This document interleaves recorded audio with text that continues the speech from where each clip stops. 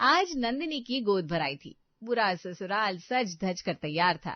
गेंदा, गुलाब की महक, ढोलक की थाप और चारों तरफ हंसी ठिठोली की आवाज से नंदिनी का घर सराबोर था। भारी से लहंगे में सिंहासन सी कुर्सी पर बैठी होने वाली मम्मी नंदिनी अपनी सहेलियों के सामने डिंगे मार रही थी। ये तुम इस लहंगे को महंगा कह रही हो? अरे भाई, ये तो कुछ भी नहीं है। इसके मैचिंग की ज्वेलरी आएगी मेरे मायके से, वो भी मोतियों की। बड़ी भाभी को शॉपिंग करने का वक्त नहीं मिला ना, तो वो अलग से सूट ले आएगी। और छोटी भाभी शायद चांदी की पायल लाने वाली है। ससुराल में मेरे जितने का डेकोरेशन नहीं हुआ, उससे ज्यादा अमाउंट की तो मेरे मायके वाले गिफ्ट ले आएंगे। अरे वाह, ये तो बड़ा अच्छा है। बड़ा मायका होने का यही तो फायदा है। ये लो, तुम्हारे भैया भाभी सब आ गए। अपने मायके वालों को देखने की खुशी से ज्यादा नंदिनी का ध्यान उनके हाथों पर था, जहाँ कोई गिफ्ट दिख नहीं रहा था। अब क्या होगा बहन? 3 गिफ्ट की बात की थी तूने, यहाँ तो एक भी नहीं दिख रहा। अरे कोई मेहमान नहीं आया है जो हाथ में गिफ्ट उठा कर ले आएंगे। मेरे पेरेंट्स है ये, अंदर गाड़ी में होंगे गिफ्ट, किसी नौकर को भेजकर मंगवा लेंगी बाद में। नंदिनी के मायके वालों के आते ही गोद भराई का फंक्शन शुरू हो जाता है। कुछ देर बाद एक एक करके सभी नंदिनी की गोद में पैसे और गिफ्ट रखने के लिए आते जाते हैं। जामेगा बहू, आपने नानद को सगोण दे दे। नहीं नहीं मम्मी जी, अब ईशा भी इस घर का हिस्सा है। मुझे लगता है ईशा को शगुन देना चाहिए। जाओ ईशा। मम्मी जी के रहते हुए मेरा आगे बढ़कर शगुन देना अच्छा नहीं लगता ना भाभी। मुझे लगता है सभी के बदले मम्मी जी को ही शगुन देना चाहिए। आखिर घर की बड़ी तो वही है। अपनी बहुओं की ये बातें सुनकर गोदावरी उन दोनों के सर पर हाथ फेरती है और मेघा के हाथ से सोने का सिक्का लेकर अपनी बेटी की गोद में रखाती है। खाने पीने के बाद सभी वापस अपने घर लौट जाते हैं और लग जाती है नंदिनी की बेइज्जती की क्लास। 3 बड़े बड़े गिफ्ट। अरे जॉइंट फैमिली के परिवार में ऐसा ही होता है निधि। इसमें नंदिनी की क्या गलती? तुमने 3 गिफ्ट एक्सपेक्ट कैसे किए थे बहन? मुझे तो समझ में नहीं आ रहा। अब मेरे परिवार की तरह तुम्हारा परिवार अलग होता तो तुम्हें भी अपने मायके से 3 गिफ्ट्स मिलते, पर तुम्हारा परिवार अभी एक है, तो घर का बड़ा मेंबर हमेशा एक लिफाफा चिपका देगा और पूरा परिवार उसी को हाथ लगा देगा। ये तो मैंने सोचा ही नहीं रिया। राखी पर भी मैंने सोचा था कि अलग अलग गिफ्ट आएंगे, पर दोनों भाभियों और भाइयों ने मिलकर एक बड़ा सा हैम्पर दे दिया, और कैश वो भी एक जगह। रसोई में नमक मसाले साथ रहेंगे तो लिफाफा भी साथ में ही जाएगा ना बहन। जिस दिन रसोई अलग हुई, समझो तुम्हारे पास गिफ्ट्स का भंडार लग गया। और ऐसे ही अगर सभी एक साथ रहे तो तुम इसी तरह हमेशा गर्मी की छुट्टियों में अपने मायके जाओगी, कुछ दिन अपने कमरे का इस्तेमाल करके वापस लौट आओगी। कमरा तुम्हारे हिस्से लिखा नहीं जाएगा। वो तो तभी हो सकता है जब दोनों भाभीियों में कलेश हो जाए। जिसका पलड़ा भारी रहे तुम उधर सरक जाना। मेरा काम तो देख बहन समझाने का था। एक बच्चा तेरा 5 साल का है, दूसरा पेट में है। अरे भविष्य की सोच इनकी भी। नंदिनी तो गलत थी ही, और उसे आगे बढ़ने में प्रोत्साहन देने वाली उसकी सहेलियां भी मिल जाती हैं। नंदिनी ठान लेती है कि अपने मायके की रसोई का नमक मसाला अलग करके रहेगी। डिलीवरी के 1 महीने बाद ही नंदिनी अपनी सास से कहती है, मम्मी जी, मैं कह रही थी कि आज पंडित जी से बात हुई है, अभी दिन अच्छे चल रहे हैं। अभी अगर मैं मम्मी के पास चली गई तो चली गई, वरना फिर 1-2 महीने के लिए अच्छे दिन आएंगे ही नहीं। तब तक लाडो का चेहरा भी बदल जाएगा। अपनी नातिन का चेहरा देखने का हक तो है ना मम्मी का। अरे बेटा बिल्कुल है, मैंने कब मना किया। वैसे भी यहाँ मालिश वाली आने के नखरे कर रही है, वहां तुझे अच्छी मालिश वाली भी मिल जाएगी। मैं अभी तेरे जाने की तैयारी करवाती हूँ बेटा। बस फिर क्या था, नंदिनी अपने दोनों बच्चों के साथ पहुंच जाती है अपने मायके। बड़ी भाभी उसके छोटे बच्चे को संभालने लगती है तो छोटी भाभी बड़े बच्चे को। कभी भाई मिठाइयां ला रहा था, कभी पापा समोसे और कचौड़ियां, पर इस सब से नंदिनी बिल्कुल खुश नहीं थी। बाप रे बाप, यहाँ तो फूट डालने के लिए 100 जन्म लेने होंगे लगता है। खुद खाने के पहले अनिल भैया निखिल भैया से पूछते हैं, और निखिल भैया पापा से। कहीं यहाँ आना बेकार ना हो जाए, कहीं तो कोई रास्ता मिले, कोई तो सुराग हो। तभी काम वाली मीना दरवाजे से कहती है, अरे दीदी आप कब आई? लाडो रानी कहाँ है? हमें भी तो दर्शन करवाइए। कर लेना दर्शन मीना, पहले ये बता 3 दिन से कहाँ गायब थी तू? बर्तन घिसते घिसते मेरे हाथ की लकीरें साफ हो गई है, और पोछा लगाते लगाते मेरी। यही तो बुरी आदत है आप दोनों की भाभी, कोई ये नहीं पूछता कि 3 दिन नहीं आया, क्या हो गया, तबीयत ठीक थी कि नहीं, बस आते ही काम की बात। 10 मिनट लाडू को खिलाएगी, उसके बाद ही आपके सवालों का जवाब देगी, हाँ नहीं तो। और बस मीना नंदिनी के बच्चे को गोद में लेकर खिलाने बैठ जाती है। आप ठीक तो है ना दीदी? मुझे पता नहीं था आप छुट्टी पर है। बड़ा अच्छा लगा दीदी आपने पूछा, वरना इस घर में कोई पूछता ही नहीं है।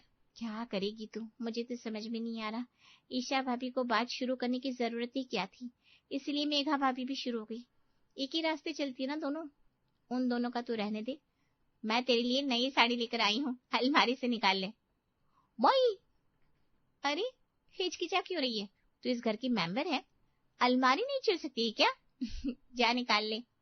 कुछ देर बाद मीना अपने काम पर लग जाती है और जैसे ही बर्तन साफ होते हैं, दोनों देवरानी जिठानी मिलकर सभी के लिए दोपहर का स्वादिष्ट खाना तैयार कर लेती है। बस बस बहू, और खाने का वक्त नहीं है मेरे पास। इतनी देर दुकान बंद नहीं रखता मैं, आज कुछ ज्यादा ही देरी हो गई है।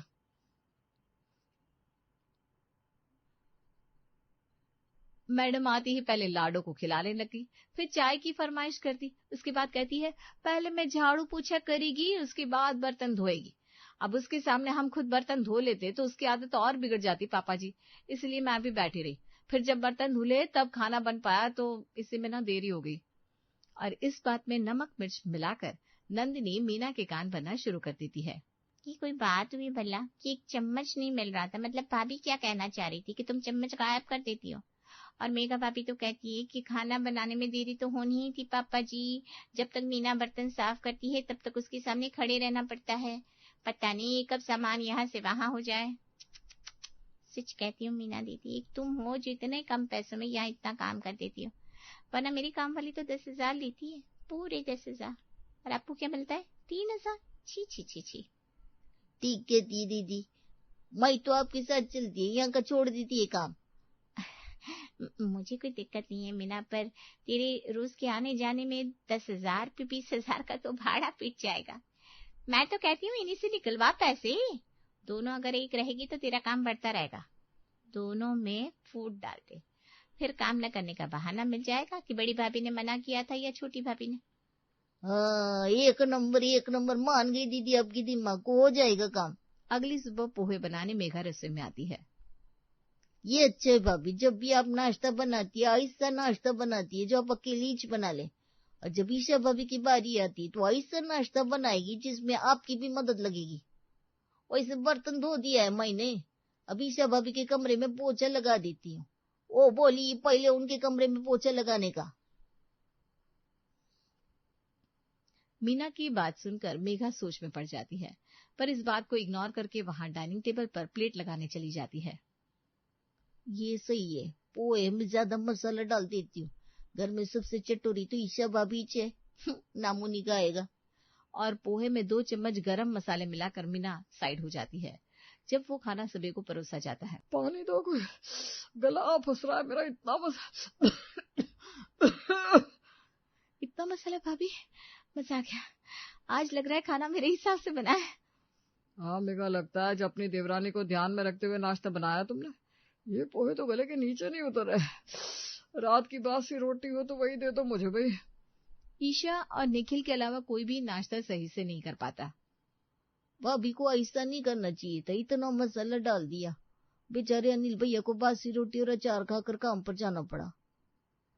पोहे में मसाला ईशा ने मिला, वो भी इतना, पर क्यों? दोपहर को ईशा दाल चावल बना देती है और मेघा सब्जी बनाने जाती है।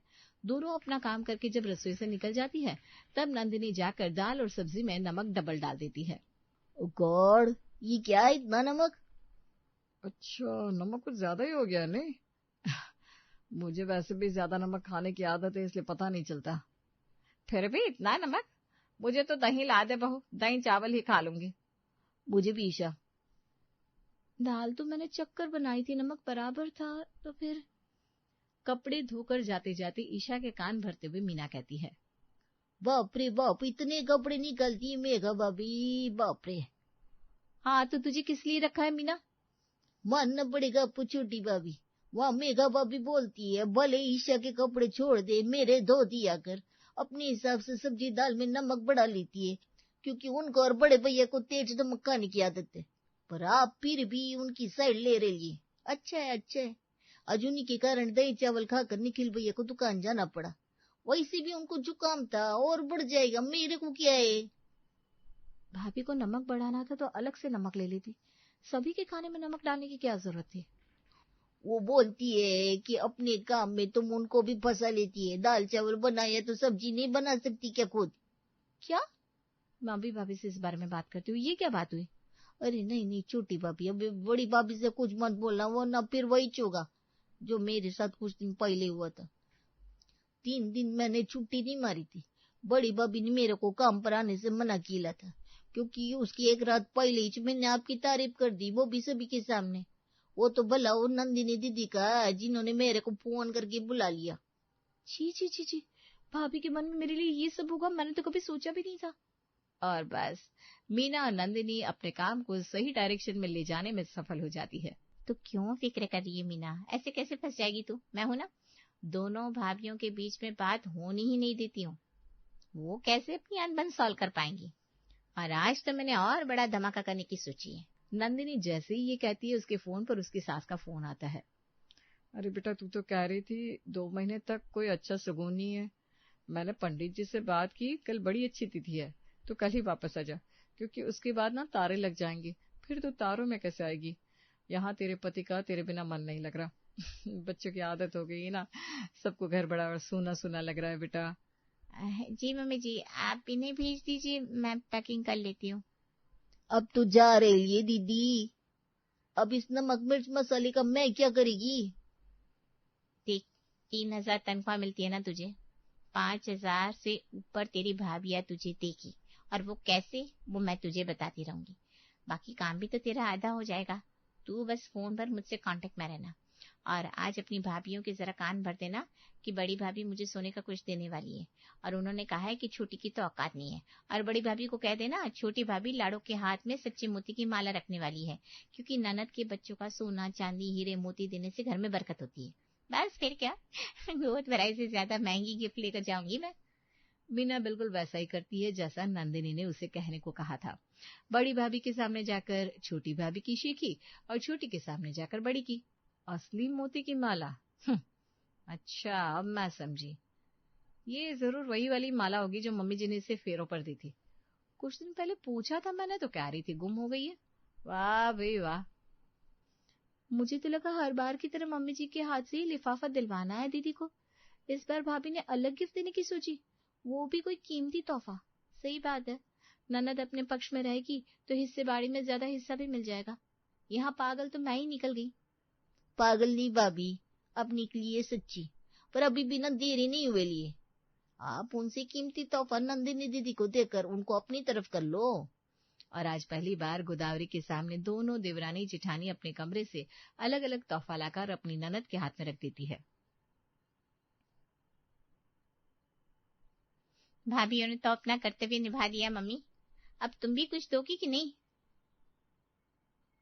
बेटी कुछ बोल रही है गोदावरी जी, क्या देख रही हैं आप? जाइए सगन हाथ में रखिए।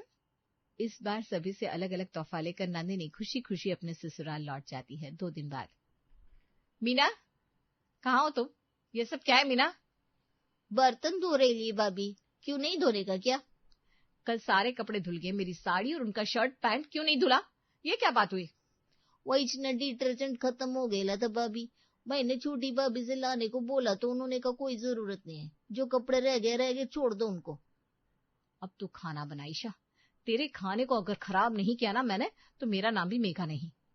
ईशा रसोई में आती है और देखती है कि बर्तन तो धुले ही नहीं। मीना, कहाँ है तू? सुबह 9 बजे की आई हुई तू, अभी 1 बज गया, अभी तक बर्तन नहीं धुले। तो मैं क्या करेगी छोटी भाभी, बड़ी भाभी बोली पहले मेरे कपड़ों को अलग अलग करके दो, भले ही बर्तन ना धुले। वैसे भी ईशा का खाना खाने लायक लगता नहीं है, बने ना बने क्या फर्क पड़ता है। ऊपर से अपने कपड़े धुलवाने के लिए अलग से 500 रुपया भी दे लाए मेरे को। भाभी ने तुझे 500 रुपये देना, मैं तुझे 700 देती हूँ, चल पहले बर्तन धो। ना ही आज ईशा दोपहर में सब्जी बनाने अपनी जेठानी को बुलाती है, ना ही उसकी जेठानी रसोई में आती है, और दोनों देवरानी जेठानी के बीच की लड़ाई खाने के टेबल तक पहुंच जाती है। क्या है ये सब? आजकल घर का खाना लगता है खाने लायक होता ही नहीं, कभी नमक ज्यादा, कभी मसाला ज्यादा, कभी मिर्च तो कभी तेल इतना ज्यादा। खाना नहीं बनाना चाहती हो तुम दोनों तो छोड़ दो। मुझे क्या कह रहे पापा जी, भाभी से कहिए ना, जो मौका पाती मेरे खाने को खराब कर देती है। ये तो वही बात हो गई, उल्टा चोर कोतवाल को डंडे। अरे चुप हो जाओ दोनों। अपने घर को इस तरह बिखरता देख गोदावरी घबरा जाती है और अपने घर की हर छोटी बड़ी चीजों पर नजर रखनी शुरू कर देती है। और एक दोपहर मीना को ईशा की साड़ी जलाते हुए देख लेती है। मतलब कि एक की साड़ी जलाओ और दूसरे का नाम लगाओ, दूसरे का खाना बिगाड़ो, पहले का नाम लगाओ, और बीच में बूंदिया लूटो। ये कर रही है तू? आज तुझे पुलिस के नाम करके रहूंगी मैं।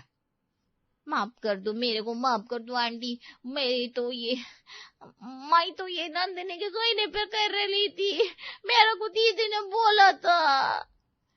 और अपने बेटे, पति, बहुओं के साथ गोदावरी नंदिनी के ससुराल पहुंच जाती है। हे राम, सब यहाँ इस तरह, कहीं इन्हें कुछ पता तो नहीं चल गया? नहीं नंदिनी, अभी कुछ ऐसा मत करना कि इन्हें शक हो जाए कि तू ही सबके पीछे मास्टरमाइंड है। Think positive.